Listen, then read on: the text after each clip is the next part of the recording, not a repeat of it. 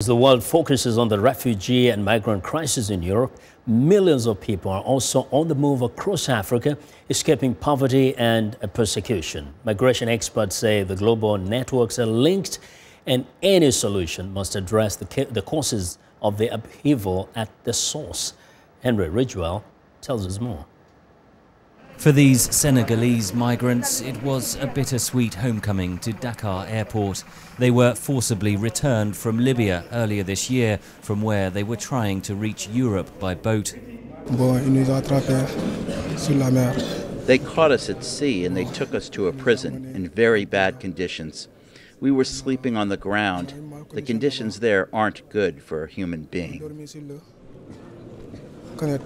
The world's attention is focused on the hundreds of thousands of refugees and economic migrants arriving on Europe's shores, but that is just a snapshot of a global crisis.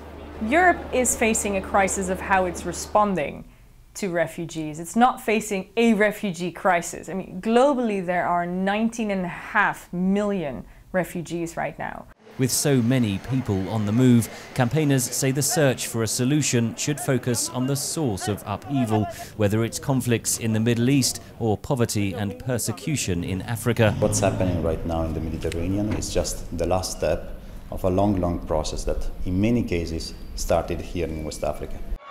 The majority of migrants in Africa stay on the continent, but moving around is getting harder amid concerns over the economy and security. In South Africa, migrants fled an outbreak of xenophobic attacks this year by residents afraid of foreigners taking their jobs.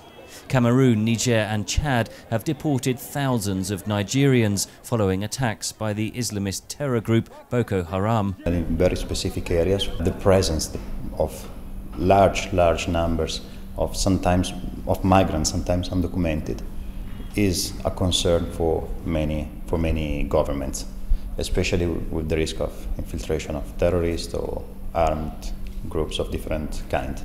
European and African leaders are due to attend a summit in November aimed at dealing with the migrant crisis.